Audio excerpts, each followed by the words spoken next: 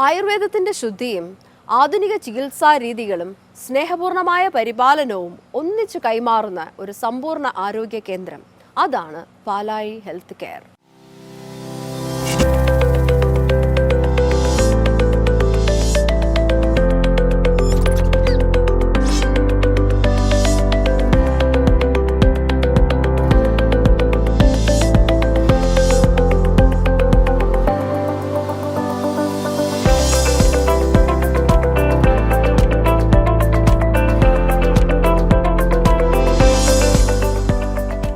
കണ്ണിൻ്റെയും അസ്ഥിയുടെയും ചികിത്സ, പ്രസവാനന്തര ശുശ്രൂഷകളും മറ്റും ഇവിടെ പേരുകേട്ടതാണ്. ഇതിനെക്കുറിച്ച് കൂടുതലായി നമുക്ക് കണ്ടറിയാം, ചോദിച്ചറിയാം.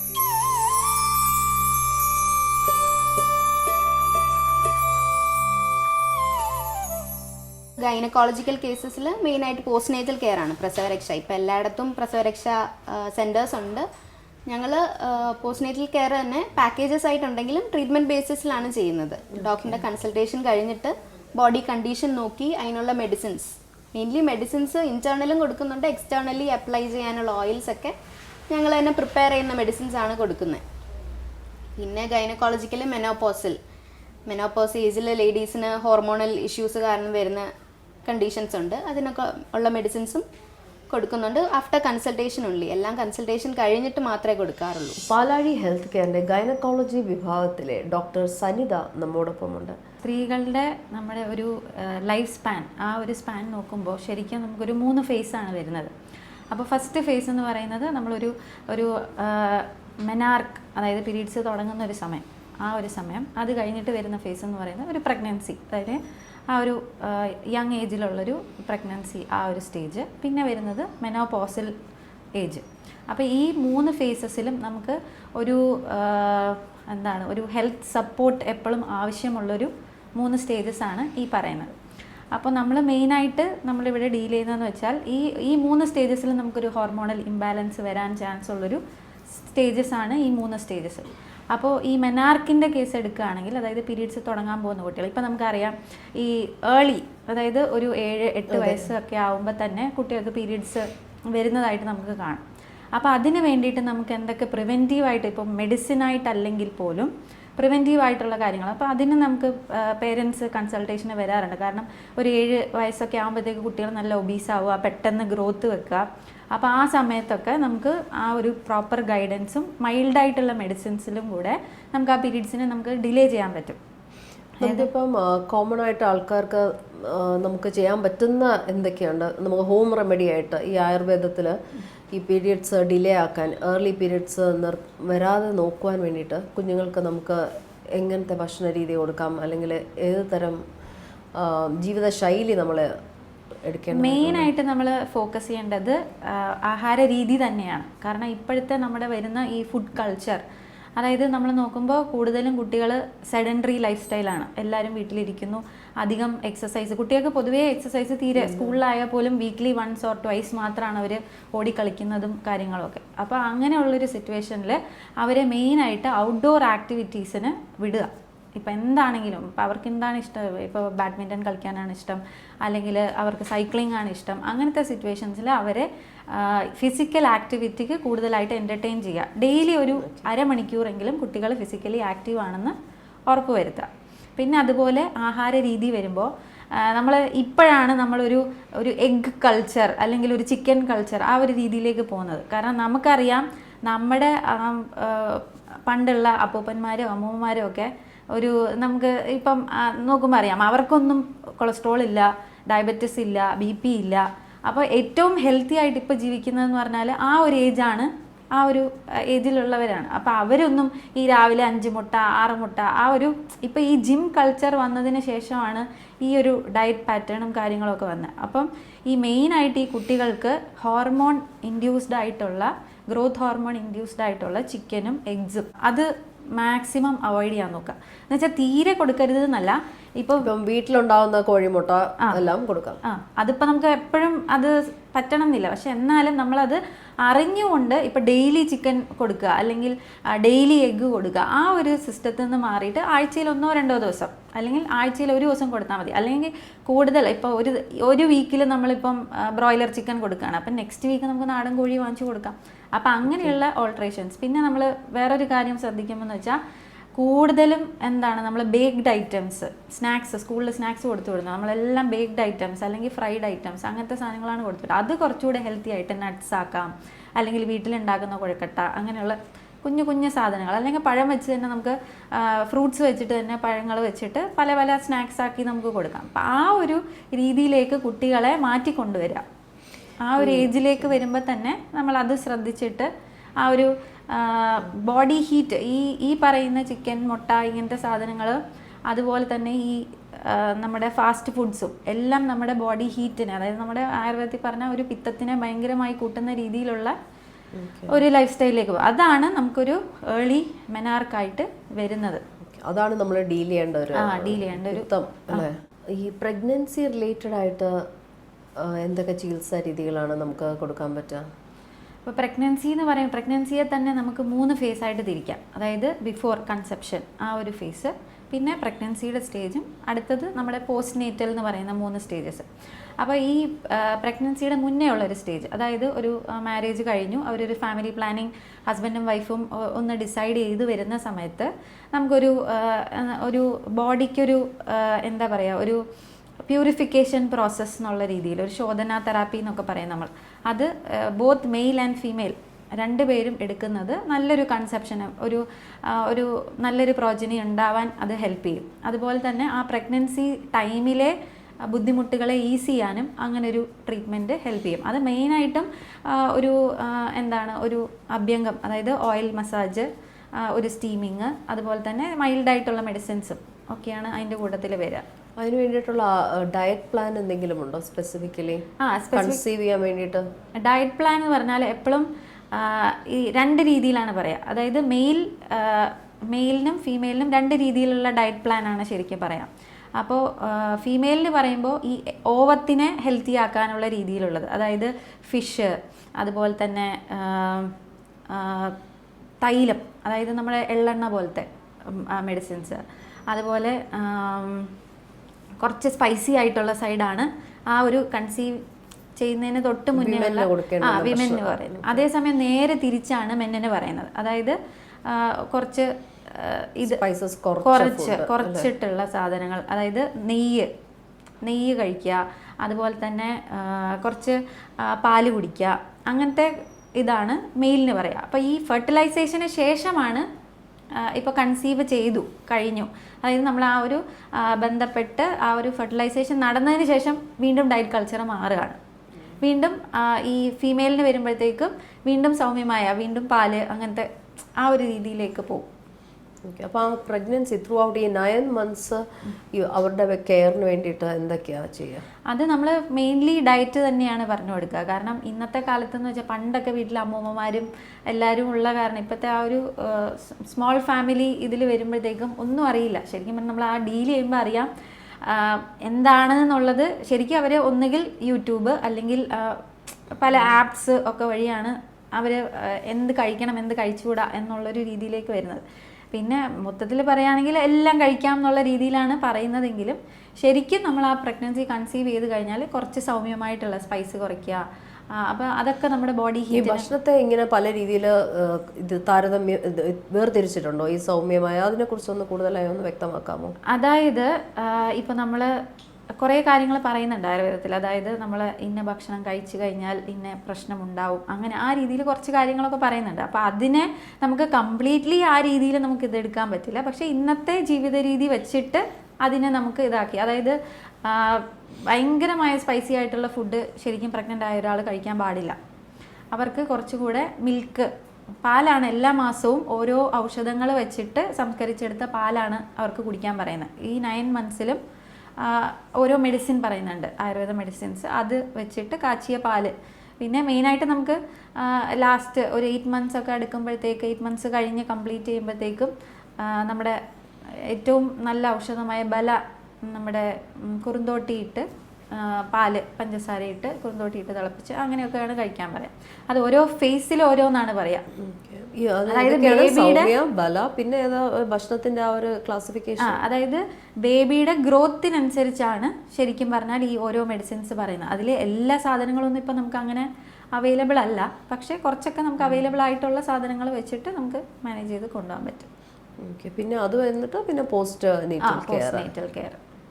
പോസ്റ്റ് നേറ്റൽ കെയർ എന്തൊക്കെയാ? ഈ ശരിക്കും പറഞ്ഞാൽ ഈ പ്രഗ്നൻസി ടൈമിൽ വേറെ ട്രീറ്റ്മെൻറ്റ്സ് ഒന്നും നമ്മൾ സജസ്റ്റ് ചെയ്യുന്നില്ല.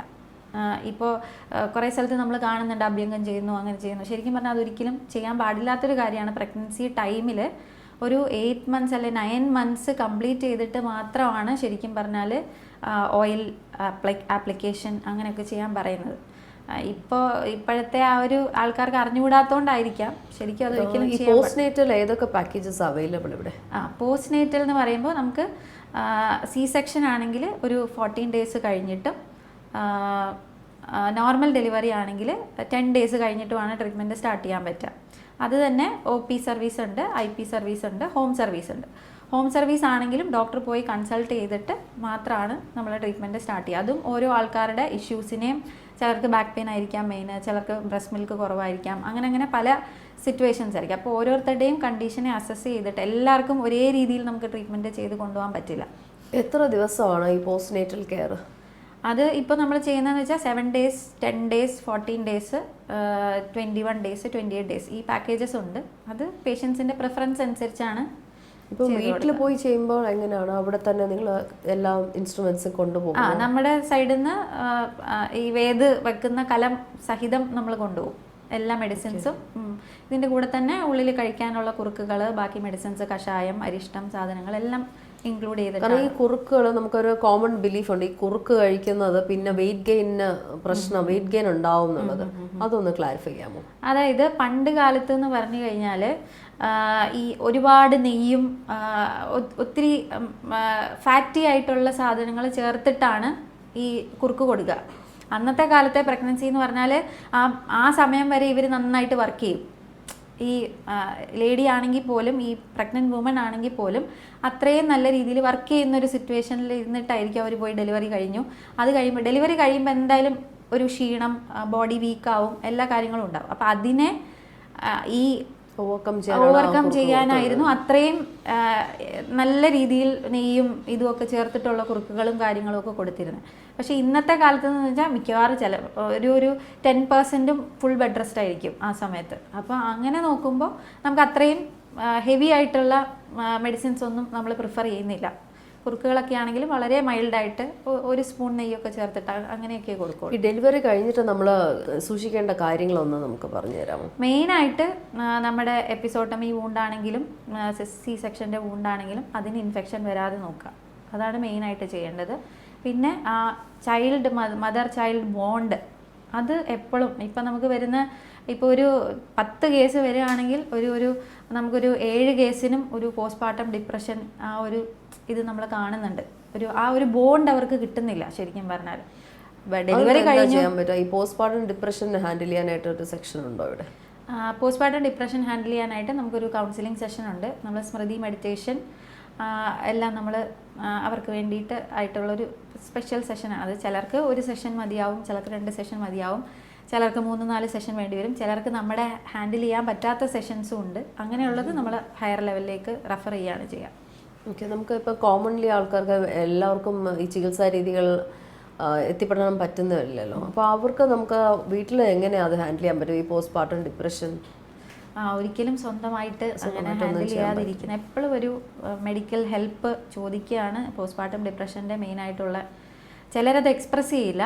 നമ്മൾ ഒരുപാട് അവരുമായിട്ടൊരു റാപ്പോ വന്ന് സംസാരിച്ച് വരുമ്പോഴായിരിക്കും മനസ്സിലാവുക. ചിലർക്ക് നമുക്ക് പെട്ടെന്ന് എന്തെങ്കിലും ചെറിയ കാര്യം വരുമ്പോൾ കരയുക, അല്ലെങ്കിൽ പെട്ടെന്ന് ദേഷ്യപ്പെടുക, പാല് കൊടുക്കാൻ പറയുമ്പോൾ ദേഷ്യം വരിക, അങ്ങനത്തെ പല ഇതുണ്ടാവാം. പക്ഷെ അവരുടെ ഉള്ളിൽ എന്തെങ്കിലും ഒരു റീസൺ നമ്മൾ ഈ മെഡിറ്റേഷൻ വഴി നമ്മൾ കണ്ടുപിടിക്കും. എന്തെങ്കിലും ഒരു റീസൺ അതിൻ്റെ പിന്നിലുണ്ടോ എന്നുള്ളത് കണ്ടുപിടിച്ചിട്ട് ആ രീതിക്കാണ് അതിനെ ഡീൽ ചെയ്യുക. ഈ ഡെലിവറി കഴിഞ്ഞ് നമ്മൾ കോമൺലി കേൾക്കാറുണ്ട് വെയിറ്റ് എടുക്കാൻ പാടില്ല, അത് ചെയ്യരുത്, ഇത് ചെയ്ത്. അപ്പം അതിനെക്കുറിച്ചിട്ട് എന്താണ് ഡോക്ടർ, അതിനൊന്ന് വ്യക്തമാക്കി തരാമോ? മെയിനായിട്ട് വെയിറ്റ് എടുക്കാൻ പാടില്ല എന്ന് പറയുന്നത് അത് ബാക്ക് പെയിൻ ഒക്കെ ഉണ്ടാക്കാൻ. അതെ, കാരണം നമ്മുടെ ആ ഒരു യൂട്രസ് ചുരുങ്ങി വരാൻ എന്തായാലും കുറച്ച് സമയം എടുക്കും. അതായത് ഇത്രയും ആ വെയിറ്റ് ബേബിയുടെ വെയിറ്റ് ഒക്കെ ബെയർ ചെയ്ത് നമ്മുടെ ബോഡി ശരിക്കും ഒരു പ്രിഡോമിനൻ്റ്ലി വാദ ഫേസിലേക്ക് പോകുന്നൊരു സ്റ്റേജാണ് ഡെലിവറി കഴിഞ്ഞിട്ടുള്ളത്. അപ്പോൾ നമ്മുടെ ആ ഒരു വാദത്തിനെ കുറച്ച് കൊണ്ടുവരുന്ന രീതിയിലുള്ള ട്രീറ്റ്മെൻറ്റ്സാണ് നമ്മൾ ഈ പോസ്റ്റ്മോർട്ടം ടൈമിൽ ചെയ്യുന്നത്. അതായത് ഓയിലിട്ട് മസാജ് ചെയ്യുക, സ്റ്റീം കൊടുക്കുക. ഇപ്പോൾ ബാക്ക് പെയിൻ ഉണ്ടെങ്കിൽ അതിന് വേണ്ടിയിട്ട് സ്പൈനിൽ പിജു എന്ന് പറയും. അതായത് ഓയിൽ വെച്ചിട്ട് തന്നെ കോട്ടൺ സോക്ക് ചെയ്ത് ഒരു 20 to 25 മിനിറ്റ്സ് ഒക്കെ അങ്ങനെ വെക്കും. പിന്നെ ഉള്ളത് ഈ ഡിസ്കളറേഷൻ, അതായത് ഹോർമോണൽ ചേഞ്ചസ് കാരണം നെക്കിൽ വരാം, അബ്ഡമൻ വരാം, ബ്രസ്റ്റിൽ വരാം. ബോഡി ഫുള്ളായിട്ടുള്ള ഒരു ഡാർക്കനിങ് അങ്ങനത്തെ കാര്യങ്ങളൊക്കെ നമുക്ക് ബോഡി പാക്കും കാര്യങ്ങളും ഇട്ടിട്ട് ചെയ്യും. പിന്നെ അതുപോലെ ഒരു മുടിയൊക്കെ ഒന്ന് ഹെൽത്തി ആയിട്ട്, കാരണം അത് കഴിഞ്ഞിട്ട് ഹെയർ ലോസും കാര്യങ്ങളും ഒക്കെ ഉണ്ടല്ലോ. അപ്പോൾ അങ്ങനെയൊക്കെയുള്ള ഹെഡ് മസാജ് കാര്യങ്ങൾ, ആ സ്ട്രെസ്സ് മെയിനായിട്ട് കുറയ്ക്കുക. അതുപോലെ തന്നെ അവരുടെ മൈൻഡിനും നമ്മുടെ ഈ മസാജും കാര്യങ്ങളൊക്കെ വരുമ്പോൾ അവരുടെ മൈൻഡൊക്കെ ഒന്ന് കാമാവും. കുറച്ചും കൂടെ ആ മദർ ബേബി ബോണ്ട് കുറച്ചുകൂടെ സ്ട്രോങ് ആക്കാൻ കഴിയും. ഈ PCODയും ഈ വെയിറ്റ് ഗെയിനും അതിനൊക്കെ എന്തെങ്കിലും പ്രത്യേകതരമായിട്ട് ഒരു ചികിത്സാ രീതി ഇവിടെ ഉണ്ടോ? PCODയുടെ കേസ് വരുമ്പോൾ നമ്മൾ ഈ പറഞ്ഞ ഈ മെനാർക്ക് മുതൽ നമ്മൾ പീരീഡ്സ് ആവുന്ന സമയം മുതൽ നമ്മളൊന്ന് ശ്രദ്ധിക്കണം. കാരണം ആ സമയം മുതലേ നമ്മൾ ശ്രദ്ധിച്ചു കഴിഞ്ഞാൽ ഈ ഒരു PCOD എന്ന് പറയുന്ന ഒരു സ്റ്റേജ് ഉണ്ടാവാതെ നമുക്ക് കൊണ്ടുപോകാൻ പറ്റും. അതായത് ഇപ്പോൾ ഞാൻ നേരത്തെ പറഞ്ഞ പോലെ ആ മെനാർക്ക് പറഞ്ഞ ഡയറ്റ് ഉണ്ടല്ലോ, ആ കാര്യങ്ങൾ, അതുപോലെ സെഡൻറ്ററി ലൈഫ് സ്റ്റൈൽ, എപ്പോഴും എക്സസൈസ് എന്ന് പറയുമ്പോൾ ഇപ്പോൾ ജിമ്മിൽ പോയി വർക്കൗട്ട് ചെയ്യണമെന്ന് യാതൊരു നിർബന്ധവുമില്ല. ഡെയിലി ഒരു 20 to 30 മിനിറ്റ്സ് നടന്നാൽ മാത്രം മതിയാവും. അതിനിപ്പോൾ പുറത്ത് പോകണമെന്നില്ല, വീട്ടിൽ തന്നെ ഒരു 20 മിനിറ്റ്സ് നമ്മൾ അലാം സെറ്റ് ചെയ്ത് അതിന് വേണ്ടിയിട്ടൊരു സമയം കണ്ടെത്തുക. അപ്പോൾ ആ വാക്കിംഗ് തന്നെയാണ് ഏറ്റവും നല്ലൊരു എക്സസൈസായിട്ട് നമുക്ക് വേറെ ഒരു ഇതും ഇല്ലാതെ ചെയ്യാൻ പറ്റുന്നൊരു കാര്യം. പിന്നെ നമ്മൾ മെഡിസിൻസ്, അതായത് ഈ PCOD നമ്മൾ ഡയഗ്നോസ് ചെയ്ത് കഴിയുമ്പോൾ, അതായത് റെഗുലർ പീരീഡ്സ് വന്ന് ഡയഗ്നോസ് ചെയ്ത് കഴിയുമ്പോൾ എല്ലാവരും ചെയ്യുന്നതെന്ന് വെച്ചാൽ ഡോക്ടറെ കൺസൾട്ട് ചെയ്യുക. ഉടനെ ഒന്നുകിൽ അലോപ്പതി ഹോർമോൺ ടാബ്ലറ്റ്സ് എടുക്കുക, മെറ്റ്ഫോർമിൻ കഴിക്കുക. അങ്ങനെയുള്ള സ്റ്റേജസ് വരുമ്പോൾ എന്താ പ്രശ്നം പറ്റുന്നതെന്ന് വെച്ചാൽ നമ്മുടെ ബോഡിയിലൊരു മെക്കാനിസം ഉണ്ട്, അതായത് നാച്ചുറലി ഹോർമോൺസ് പ്രൊഡ്യൂസ് ചെയ്യുന്നൊരു മെക്കാനിസം ഉണ്ട്. അപ്പോൾ അതിന് നമ്മൾ എക്സ്റ്റേണലായിട്ട് നമ്മൾ ഹോർമോൺ സപ്ലിമെൻറ്റ്സ് കൊടുക്കുമ്പം നമ്മുടെ ഈ നാച്ചുറൽ മെക്കാനിസം സപ്രസ്ഡ് ആവും. അപ്പോൾ ഈ എക്സ്റ്റേണലിനെ ഡിപ്പെൻഡ് ചെയ്യാൻ തുടങ്ങും നമ്മുടെ ബോഡി. നാച്ചുറൽ മെക്കാനിസം സപ്രസ്ഡ് ആയിട്ട് എക്സ്റ്റേണലിനെ ഡിപ്പെൻഡ് ചെയ്ത് തുടങ്ങും. അപ്പോൾ അങ്ങനെ ഒരു സിറ്റുവേഷൻ വരുമ്പോൾ ഇത് ചിലപ്പോൾ ഈ ഹോർമോൺ കഴിക്കുന്നതുകൊണ്ട് പീരീഡ്സ് റെഗുലർ ആവും ഒക്കെ ആവുമെങ്കിലും പിന്നെ നമ്മൾ ഈ ടാബ്ലറ്റ് വിഡ്രോ ചെയ്യുമ്പോൾ ഭയങ്കരമായ ഇഷ്യൂസാണ് വരിക. ഭയങ്കര മൂഡ് സ്വിങ്സ് വരാം, പീരീഡ്സ് വീണ്ടും റെഗുലർ ആവാം, അങ്ങനെ പല രീതിയിലുള്ള ഇഷ്യൂസ് ആ സമയത്ത് വരാം. അപ്പോൾ ഈ മെൻസ്ട്രൽ ക്രാംസ് ഡീൽ ചെയ്യാനായിട്ട് എന്തെങ്കിലും? മെൻസ്ട്രൽ ക്രാംസിനും ഈ പറയുന്ന കണക്ക് മെയിനായിട്ട് ഫുഡ് തന്നെയാണ്. ആ സമയത്ത് കഴിക്കേണ്ടതായ കുറച്ച് മെഡിസിൻസ് ഉണ്ട്. ഇപ്പോൾ നമുക്ക് വീട്ടിൽ ചെയ്യാൻ പറ്റുന്ന എന്തെങ്കിലും കാര്യങ്ങൾ പറഞ്ഞു തരാമോ? ഇപ്പോൾ ഹോട്ട് വാട്ടർ ബാഗോ എന്താണ്? അതായത് ഈ മെൻസ്ട്രൽ ക്രാംസ് മെയിനായിട്ട് വരുന്നത് എന്ന് പറഞ്ഞാൽ നമ്മുടെ ആ പീരീഡ്സിൻ്റെ സമയത്ത്, ഇപ്പോൾ തണുപ്പ് കാലത്ത് പൊതുവേ പീരീഡ്സ് ക്രാംസ് ഭയങ്കര പെയിൻഫുൾ ആയിട്ട് വരാം. അതൊക്കെ പറയുന്നതെന്ന് വെച്ചാൽ പെയിൻ മെയിനായിട്ട് വരുന്ന വാദം ഇംബാലൻസ് കൂടി നിൽക്കുന്നതുകൊണ്ടാണ്. അപ്പോൾ ആ സമയത്ത് നമ്മൾ എന്താ വേണ്ടതെന്ന് വെച്ചാൽ കുറച്ച് അങ്ചസ് ആയിട്ടുള്ള ഗീ കഴിക്കുക. ഒരു 5 days മുന്നേ, അതായത് നമ്മളൊരു പീരീഡ്സ് ആവുന്നതിന് ഒരു 5 days മുന്നേ പ്ലെയിൻ ഗീ അല്ലെങ്കിൽ ബട്ടർ ജസ്റ്റ് കഴിക്കുക. ഒന്നുകിൽ ചോറിൽ മിക്സ് ചെയ്ത് കഴിക്കാം, അല്ലെങ്കിൽ പ്ലെയിൻ ആയിട്ട് തന്നെ കഴിക്കാം. അതുപോലെ ധാരാളം വെള്ളം കുടിക്കുക. വെള്ളം എന്ന് പറഞ്ഞു കഴിഞ്ഞാൽ ചെറിയ ചൂടായിട്ടുള്ള വെള്ളം കുടിക്കാം. അതുപോലെ തന്നെ ഫുഡാണെങ്കിലും ഫ്രൂട്ട്സ് കൂടുതലായിട്ട് കഴിക്കുക ആ സമയത്ത്. അതുപോലെ പിന്നെ വരുന്ന കാര്യം എന്ന് വെച്ചാൽ ഉറക്കം, പ്രോപ്പർ സ്ലീപ്പ്. ഇത് മെൻസ്ട്രൽ സ്ട്രെസ് ഉണ്ടല്ലോ, പോസ്റ്റ് മെൻസ്ട്രൽ സ്ട്രെസ്, അതെങ്ങനെയാണ്? അത് ഈ പറയുന്ന കണക്ക് നമ്മൾ ഈ ഒരു ഡെയിലി വാക്കിംഗ് എന്ന് പറയുന്ന ഒരു റുട്ടീൻ നമ്മുടെ ജീവിതത്തിൽ ഉണ്ടാവുകയാണെങ്കിൽ തന്നെ പല രീതിയിലുള്ളൊരു സ്ട്രെസ്സ് നമുക്ക് കുറച്ച് കൊണ്ടുവരാൻ പറ്റും. ഇതിന് മുന്നെയാണ് നമ്മൾ ഇപ്പോഴത്തെ നമ്മുടെ കൾച്ചർ അനുസരിച്ച് നമ്മളൊരു 5 മിനിറ്റ് പോലും നമ്മൾ വെറുതെ ഇരിക്കുന്നില്ല. നമ്മളെന്താണ് ചെയ്യുക? ഒരു 5 മിനിറ്റ്സ് നമുക്ക് എന്തെങ്കിലും ഒരു കാര്യം ചെയ്ത് കഴിഞ്ഞൊരു 1 മിനിറ്റോ 2 മിനിറ്റോ കിട്ടിയാൽ നമ്മൾ എന്ത് ചെയ്യും? ഫോൺ എടുക്കും. അപ്പം നമുക്ക് നമ്മുടെ മൈൻഡിനെയോ നമ്മുടെ ബോഡിയെയോ ഒന്ന് ഐഡിയലായിട്ട് ഒരു പീസ്ഫുള്ളി റെസ്റ്റ് കിട്ടുന്നില്ല. അപ്പോൾ ശരിക്കും പറഞ്ഞാൽ നമ്മൾ ഈ വാക്കിംഗ് ചെയ്യുമ്പോൾ പാട്ട് കേൾക്കാനോ ഒന്നും പോകരുത്. നമ്മുടെ മൈൻഡിനെ, നമ്മുടെ തോട്ട്സിനെ അതിൻ്റെ വഴിക്ക് വിടുക. നമുക്ക് ഭയങ്കര ക്ലാരിറ്റി കിട്ടും, വിഷൻ ഓഫ് ക്ലാരിറ്റി. നമ്മുടെ എന്താണ് നമ്മുടെ ഇതെന്നൊക്കെ ഉള്ളത്. അപ്പോൾ ഇത് തന്നെ നമ്മുടെ ബോഡിയുടെ ആ മൈൻഡ് കാം ചെയ്യുന്നതിനനുസരിച്ച് നമ്മുടെ ബോഡിയുടെ മെക്കാനിസംസും അതിനനുസരിച്ച് ആക്റ്റീവ് ഈ ആവും. മെനോപോസ് സംബന്ധമായിട്ടുള്ള പ്രോബ്ലംസ് എങ്ങനെ ടാക്കിൾ ചെയ്യുക? മെനോപോസിൽ മെയിനായിട്ട് വരുന്നത് ഒന്ന് ഈ പീരീഡ്സിൻ്റെ ഹെവി മെൻസ്ട്രേഷൻ വരാം, അല്ലെങ്കിൽ സ്പോട്ടിംഗ് ആയിട്ട്. ചിലർക്കാണെങ്കിൽ അത് ഒരു 7 days നിന്നത് ചിലപ്പോൾ ഒരു 15 days 20 days ആ ഒരു ഡ്യൂറേഷനിലേക്ക് പോവാം. അതുമല്ല അവർക്ക് പുറത്ത് പോകാൻ പറ്റാത്ത രീതിയിലായിരിക്കും ബ്ലീഡിങ് ഒക്കെ വരിക. അപ്പോൾ അതൊക്കെ നമുക്ക് മെഡിസിൻ വഴി മാത്രമേ നമുക്ക് ട്രീറ്റ് ചെയ്തെടുക്കാൻ പറ്റുള്ളൂ. നല്ല രീതിയിൽ നമുക്ക് റെസ്പോണ്ട് ചെയ്യുന്ന മെഡിസിൻസ് ഉണ്ട്, അത് ട്രീറ്റ്മെൻ്റ് ആയിട്ട് തന്നെ എടുക്കാം. അത് എണ്ണ, ലേഹ്യം അതുപോലെയുള്ള മെഡിസിൻസ് ആണ്? ഇല്ല, ഈ പറയുന്ന കണക്ക് എല്ലാ ആയുർവേദ മെഡിസിൻസും എണ്ണയോ ലേഹ്യമോ ഒന്നുമല്ല. കഷായങ്ങളുണ്ട്, അരിഷ്ടങ്ങളുണ്ട്, ഗുളികകളുണ്ട്. ഇപ്പോൾ പണ്ട് കാലത്തെ പോലെ ഇപ്പം ലേഹ്യങ്ങളാണെങ്കിൽ തന്നെയും ഇപ്പം ടാബ്ലറ്റ്സ് ആയിട്ട് അവൈലബിൾ ആണ്. ഈ എണ്ണയും നെയ്യും അധികം ചേർക്കാത്ത രീതിയിൽ ടാബ്ലറ്റ് ഫോമിലൊക്കെ അവൈലബിൾ ആണ്. അപ്പം ഒരാളുടെ ഒരു പേഷ്യൻറ്റിൻ്റെ കണ്ടീഷൻ കൺസിഡർ ചെയ്തിട്ട് അവരെ മൊത്തത്തിൽ അവരുടെ ഫിസിക്കലി അവരുടെ കാര്യങ്ങളൊക്കെ നോക്കിയിട്ട് എന്ത് രീതിയിലുള്ള മെഡിസിനാണോ അവർക്ക് സ്യൂട്ടബിൾ ആയിട്ടുള്ളത് ആ രീതിയിൽ മാത്രമേ മെഡിസിൻസ് കൊടുക്കാൻ പറ്റുള്ളൂ. ഒബേസിറ്റി ഇപ്പം നമുക്ക് കൂടുതലായി കണ്ടുവരുന്നു, കുഞ്ഞു കുട്ടികൾ മുതൽ എല്ലാവർക്കും വലിയവർക്കും എല്ലാം. അപ്പോൾ അത് നമുക്ക് ആയുർവേദത്തിൽ എങ്ങനെയാണ് എന്ത് ചെയ്യാൻ പറ്റും? ഒബിസിറ്റി എന്ന് പറയുന്നത് ഇപ്പോൾ നമ്മൾ മെയിനായിട്ട് നമ്മൾ ചെയ്യുന്നതെന്ന് വെച്ചാൽ ഫസ്റ്റ് നമുക്കൊരു പൗഡർ മസാജ് എന്ന് പറഞ്ഞൊരു ട്രീറ്റ്മെൻ്റ് ഉണ്ട്. അപ്പോൾ അത് ചെയ്ത് നമ്മുടെ ഒരു ബേസിക് മെറ്റബോളിസത്തിനെ ഇൻക്രീസ് ചെയ്യുകയാണ് ചെയ്യുന്നത്. ഇൻറ്റേർണലി മെഡിസിൻസും കൊടുക്കും, അതുപോലെ തന്നെ പൗഡർ മസാജ് പോലത്തെ ട്രീറ്റ്മെൻറ്റ്സ് ചെയ്തിട്ട് ബേസിക് മെറ്റബോളിസത്തിനെ ഫസ്റ്റ് ഇൻക്രീസ് ചെയ്യും. അങ്ങനെ വരുമ്പോഴത്തേക്കും ഇവരുടെ കുറച്ചും കൂടെ ഇവർ ഈ ജങ്ക് ഫുഡ് കഴിക്കുന്ന ആ ഒരു രീതി കാര്യങ്ങളൊക്കെ ആ ക്രേവിങ്സിൻ്റെ ഒരു ഇതങ്ങ് കുറയും. അങ്ങനെ വന്നു കഴിഞ്ഞിട്ട് പിന്നെ നമ്മൾക്കൊരു 7 day ഒരു ട്രീറ്റ്മെൻറ്റ് പാക്കേജ് ഉണ്ട്. അതായത് നമ്മളൊരു ഡയറ്റ് എന്നുള്ള രീതിയിൽ തന്നെ അത് ഈ ശരിക്കും പറഞ്ഞാൽ ഒരു കീറ്റോ ഡയറ്റിൻ്റെ വേറൊരു രീതി തന്നെ എന്ന് പറയാം. നമ്മുടെ ആയുർവേദത്തിൽ പണ്ട് പറഞ്ഞിരിക്കുന്ന സ്നേഹപാനം എന്ന് പറഞ്ഞുള്ള ഒരു പ്രൊസീജിയർ തന്നെയാണ്. അതൊരു 7 day ട്രീറ്റ്മെൻ്റ് ആണ്. അത് ഡോക്ടറുടെ കോമൺ മാന് മനസ്സിലാവുന്ന രീതിയിലൊന്ന് പറയാമോ ഈ സ്നേഹപാനം? അതെ, നമുക്ക് ഡോക്ടറുടെ സൂപ്പർവിഷനിൽ മാത്രമേ ചെയ്യാൻ പാടുള്ളൂ. നമ്മൾ സ്വന്തമായിട്ടത് ഇതാക്കാൻ പാടില്ല. അപ്പോൾ നമ്മൾ ഒരു എംപ്റ്റി സ്റ്റൊമക്കിൽ ഒരു ഗുഡ് എമൗണ്ട് ഓഫ് നെയ്യ് കൊടുക്കും. ആ നെയ്യ് കൊടുത്തിട്ട് അന്നത്തെ ദിവസം, കാരണം ഇത് ഫാറ്റ് ആയതുകൊണ്ട് ഇത് ഡൈജസ്റ്റ് ചെയ്യാൻ നല്ല സമയമെടുക്കും. അത് കഴിഞ്ഞ് ആളിന് വിശപ്പ് എപ്പോഴാണോ വരുന്നത് ആ സമയത്ത് മാത്രം ഫുഡ് കഴിക്കാൻ കൊടുക്കുള്ളൂ. അത് കഞ്ഞിയായിട്ടാണ് കൊടുക്കുക. പിന്നെ അന്നത്തെ ദിവസം പിന്നെ വിശപ്പ് വരികയാണെങ്കിൽ മാത്രം കഞ്ഞി കൊടുക്കും. അതുപോലെ 7 days ഓരോ ദിവസവും നമ്മൾ ഈ നെയ്യിൻ്റെ ഡോസ് കൂട്ടി കൊണ്ടുവരും. അയാളുടെ നമ്മൾ പറയുക എന്താ ഒരു ഡൈജസ്റ്റീവ് ഫയർ കൂടി വരും. അപ്പോൾ അതിനനുസരിച്ച് ഈ ഫാറ്റിൻ്റെ ഇതും നമ്മൾ കൂട്ടിക്കൊണ്ടുപോകും. അങ്ങനെ ഒരു 7 days കണ്ട് നമുക്കൊരു ഗ്യാരൻറ്റീഡ് ഒരു 5 to 7 kgs ഈ ഒരു ട്രീറ്റ്മെൻറ്റ് പ്രോസസ്സിലൂടെ കുറച്ച് കൊണ്ടുവരാൻ പറ്റും. അത് പക്ഷേ സെൽഫായിട്ട് ചെയ്യാൻ പാടില്ല ഒരു കാരണവശാലും. നമ്മൾ ആ ആളുടെ കണ്ടീഷനും കാര്യങ്ങളും എല്ലാം അസസ് ചെയ്തിട്ട് ഈ പ്രോസസ്സിന് ആൾ എന്താണ് അർഹനാണ് എന്നുണ്ടെങ്കിൽ മാത്രമേ നമ്മൾ ചെയ്യുള്ളൂ. ഈ വെയിറ്റ് ലോസിന് വേണ്ടിയിട്ട് വെയിറ്റ് ലോസ് പ്ലാൻസും അതിന് വേണ്ടിയിട്ടുള്ള ഡയറ്റ് പ്ലാൻസും അവൈലബിൾ ആണോ? നമ്മളങ്ങനെ പ്ലാനായിട്ട് നമ്മൾ ചെയ്യാറില്ല. കാരണം ഓരോരുത്തരുടെയും പ്രകൃതിയും ഓരോരുത്തരുടെ കണ്ടീഷൻസും വളരെ ഡിഫറെൻ്റ് ആണ്. അപ്പോൾ ഒരാളെ അസസ് ചെയ്ത് ചിലപ്പോൾ അവർക്ക് വേറെ ഫിസിക്കലി വേറെ കാര്യങ്ങൾ ഇഷ്യൂസ് എന്തെങ്കിലും ഉണ്ടാവും.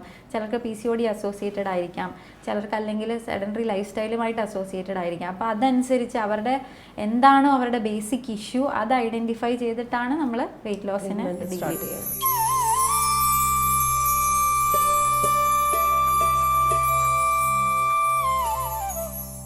നമുക്കിവിടെ സർവീസസ് എങ്ങനെയാണ്? വീട്ടിൽ പോയിട്ടുള്ള സർവീസസ് അവൈലബിൾ ആണോ? അതെ, ഞങ്ങൾക്ക് IP, OP, ഹോം സർവീസ് 3 ചെയ്യുന്നുണ്ട്. IP ഇവിടെ സ്റ്റേ ചെയ്ത് ചെയ്യാനുള്ള ഓപ്ഷൻ ഉണ്ട്. OP ആയിട്ട് വന്ന് ചെയ്തിട്ട് പോവാം. പിന്നെ ഹോം സർവീസ് ആണുള്ളത്. ഹോം സർവീസ് ഞങ്ങൾ മോസ്റ്റ്ലി പോസ്റ്റ്നേറ്റൽ കെയർ പ്രസവരക്ഷയ്ക്കാണ് ചെയ്യുന്നത്. പിന്നെ അല്ലാണ്ട് വന്ന് ചെയ്യാൻ ബുദ്ധിമുട്ടായത് ലൈക്ക് ഓൾഡ് ഏജ് ആയിട്ടുള്ളവർക്കൊക്കെ ഞങ്ങൾ വീട്ടിൽ കൊണ്ടുപോയി കൺസൾട്ടേഷൻ ഉൾപ്പെടെ പോയി ചെയ്തു കൊടുക്കുവാണ്. അതൊക്കെ അഫോർഡബിൾ റേറ്റ് ആണോ നമുക്ക് കോമൺ മാനിന്? ഓക്കെ, അഫോർഡബിൾ സൈഡ് നോക്കുവാണെങ്കിൽ നിങ്ങൾക്ക് ഇപ്പോൾ ഓരോ പേഷ്യൻറ്റിനും നമ്മൾ കസ്റ്റമൈസ് ചെയ്താണ് ചെയ്യുന്നത്. അപ്പോൾ അവരുടെ ട്രീറ്റ്മെൻറ്റ് പ്രോട്ടോകോൾ ആയിട്ടല്ല, നമുക്ക് അവരുടെ കണ്ടീഷൻ നോക്കി നമുക്ക് അവരുടെ ആവശ്യമുള്ള രീതിയിൽ തന്നെയാണ് ചെയ്യുന്നത്. അപ്പം മാക്സിമം ഇപ്പോൾ എല്ലാ സൈഡും നോക്കുന്നുണ്ട്. ഹയർ സൈഡും ലോവർ സൈഡ് ആയാലും ഒരു പേഷ്യൻ്റ് ഇപ്പോൾ ക്ലയൻ്റ് ആണ് നമുക്ക് ഇമ്പോർട്ടൻറ്റ്, അപ്പോൾ അവരുടെ ആവശ്യത്തിനനുസരിച്ചുള്ളത് നമ്മൾ ചെയ്തു കൊടുക്കാറുണ്ട് ഇൻ ദ ബെസ്റ്റ് വേ. ഈ മെഡിസിൻസ് ഒക്കെ എങ്ങനെയാണ് എവിടെ നിന്ന് പ്രൊക്യൂർ ചെയ്യുക? മെഡിസിൻസ് ഞങ്ങൾ ഇവിടെ തന്നെയാണ് പ്രിപ്പയർ ചെയ്യുന്നത്. സിൻസ് ട്രഡീഷണൽ ആയുർവേദമാണ് ഞങ്ങൾ ഫോളോ ചെയ്യുന്നത്, അതുകൊണ്ട് ഇവിടെ തന്നെ പ്രിപ്പയർ ചെയ്യുന്ന മെഡിസിൻസ് ആണ് ഞങ്ങളുടെ എല്ലാ പേഷ്യൻസിനും കൊടുക്കുന്നത്. ഇന്റേണൽ ആയാലും എക്സ്റ്റേണൽ ആയാലും കംപ്ലീറ്റ്ലി പ്രോഡക്ട്സ് ഉൾപ്പെടെ ഞങ്ങൾ ഇവിടെ തന്നെയാണ് പ്രിപ്പയർ ചെയ്യുന്നത്. റോ മെറ്റീരിയൽസ് ഒക്കെ കളക്ട് ചെയ്യുന്നത് ഞങ്ങൾക്ക് അതിനുള്ള ഫെസിലിറ്റീസ് അവൈലബിൾ ആണ്. ട്രിവാൻഡ്രത്ത് തന്നെ ഉണ്ട്, ഞങ്ങൾക്ക് സെൻറ്റേഴ്സ് ഉണ്ട്. അപ്പോൾ റോ മെറ്റീരിയൽസ് കളക്ട് ചെയ്യുന്നു, ഞങ്ങൾ ഇവിടെ തന്നെ ഞങ്ങൾക്ക് ഓണായിട്ട് മാനുഫാക്ചറിങ് യൂണിറ്റ് ഉണ്ട്, പൊടിച്ച് പ്രിപ്പയർ ചെയ്ത് കൊടുക്കുവാണ്. നമ്മുടെ ഇവിടെ ഒത്തിരി പേഷ്യൻസ് വന്നു പോകുന്നുണ്ടല്ലോ, അപ്പം ആൾക്കാരുടെ ഒരു റിയാക്ഷൻ എന്താണ് ഈ ആയുർവേദിക് ട്രീറ്റ്മെൻറ്റിനോട് ആളുകളുടെ ഒരു സമീപനം? മുന്നേ ആയുർവേദം ആക്ച്വലി എല്ലാവരും അത്രയ്ക്ക് അക്സെപ്റ്റബിൾ അല്ലായിരുന്നു. ഇപ്പോഴും ഉണ്ട്, സ്യൂഡോ സയൻസ് ആണെന്ന് പറയുന്ന ആൾക്കാരുണ്ട്. ബട്ട് സ്റ്റിൽ ഇപ്പോൾ പിന്നെയും ആൾക്കാർ ക്യാച്ചപ്പ് ചെയ്യുന്നുണ്ട്. നമുക്കിപ്പോൾ ഇന്ത്യൻ നോളജ് സിസ്റ്റം എന്ന് പറഞ്ഞിട്ട് NEP-യിൽ പറയുന്നുണ്ടല്ലോ, കുഞ്ഞു പിള്ളേരെ മുതൽ നമുക്കിപ്പം നമ്മൾ going back to the roots. അതെ അതെ. അപ്പം അത് എത്രമാത്രം നമ്മുടെ ആയുർവേദ ട്രീറ്റ്മെൻറ്റ്സിനെയും ആയുർവേദ ട്രഡീഷനെയും അത് ഇൻഫ്ലുവൻസ് ചെയ്യുന്നുണ്ട്. പീപ്പിൾ ഇപ്പോൾ ആക്സെപ്റ്റ് ചെയ്യുന്നുണ്ട്, ആയുർവേദം ആക്സെപ്റ്റ് ചെയ്യുന്നുണ്ട്. അവരിപ്പോൾ ലൈക്ക് അലോപ്പതി മാത്രമല്ല, ആയുർവേദത്തിന് ഇപ്പം ബേസിക് ആയിട്ടുള്ള ഒരു അക്യൂട്ട് കേസ് ആയാലും ആയുർവേദത്തിലോട്ട് ആൾക്കാർ ഡിപ്പെൻഡ് ചെയ്യുന്നുണ്ട്. നമുക്കിവിടെ ഇപ്പം ഈ കർക്കിടകം ഇങ്ങനെ ചില മാസങ്ങൾക്ക് പല ട്രീറ്റ്മെന്റ്സും പറയുന്നുണ്ട്. അപ്പോൾ അതുപോലെയുള്ള ട്രീറ്റ്മെന്റ്സും പാക്കേജസും അവൈലബിൾ ആണോ? അതെ അതെ, കർക്കിടക ചികിത്സ എല്ലായിടത്തും ഉള്ളതാണ്, അതേപോലത്തെ പാക്കേജസ് ഉണ്ട്. പിന്നെ ഇപ്പോൾ റെജുവിനേഷൻ ആണെങ്കിൽ തന്നെ പേഷ്യൻസ് വരുമ്പോഴത്തേക്കും ഞങ്ങൾക്കൊരു പ്രോട്ടോകോൾ ഉണ്ട്. ബട്ട് സ്റ്റിൽ കൺസൾട്ട് ചെയ്തിട്ട് ഇപ്പോൾ ചിലർക്ക് oil massage, steam Baat, mostly എല്ലാവർക്കും അറിയാമെന്നുള്ളത് സ്റ്റീം ബാത്താണ്. അല്ലാണ്ട് നമുക്ക് കിഴിയുണ്ട്, കിഴിയുടെ കൂടെ കഷായധാര ചെയ്യുന്നുണ്ട്. പിന്നെ അതിൻ്റെ കൂടെ നമ്മളിപ്പോൾ ചെയ്യുന്നത് ബോഡി പാക്ക് ഇടുന്നു, ഫേസ് പാക്ക് ഉണ്ട്, ഹെഡ് മസാജ്, ബോഡി മസാജ് ഒക്കെയാണ്. പിന്നെ കണ്ണിന് അഞ്ജനം എഴുതും, ധാര ചെയ്യും. അതൊക്കെ മെഡിസിൻസ് ഞങ്ങളിവിടെ പ്രിപ്പയർ ചെയ്ത മെഡിസിൻസ് കൊണ്ട് തന്നെയാണ് എല്ലാ ട്രീറ്റ്മെൻറ്റ്സും ചെയ്യുന്നത്. അത് റീജുവിനേഷൻ പാക്കേജസ്? അതെ അതെ, റെജുവിനേഷനാണ്. അത് നമ്മളെങ്ങനെ സഹായിക്കും, നമ്മുടെ ബോഡിയെ എങ്ങനെ സഹായിക്കും? കംപ്ലീറ്റ് ഒരു റിലാക്സേഷൻ ആണ് നമ്മൾ ഈ റെജുവിനേഷൻ കൊണ്ട് ഉദ്ദേശിക്കുന്നത്. ഫ്രം ഹെഡ് ടു ടോ ഒന്ന് ബോഡി റിലാക്സ് ചെയ്ത് വിടുന്നു. അതിപ്പോൾ 1 day ആയിട്ട് എടുത്തിട്ട് പോവാം, അല്ലെങ്കിൽ 3-5 days അങ്ങനെ പാക്കേജസ് ആയിട്ട് നമുക്കുണ്ട്. 20 days വരെ ഉണ്ട്. പാലാഴി ഹെൽത്ത് കെയറിലെ ചികിത്സാ രീതികളെക്കുറിച്ചും അവരുടെ പ്രവർത്തന രീതികളെക്കുറിച്ചുമാണ് നമ്മൾ കണ്ടറിഞ്ഞതും കേട്ടറിഞ്ഞതും. മറ്റൊരു ആരോഗ്യ കേന്ദ്രത്തിലെ വെൽനസ് വിശേഷങ്ങളും അറിവുകളുമായി വീണ്ടും കണ്ടുമുട്ടാം.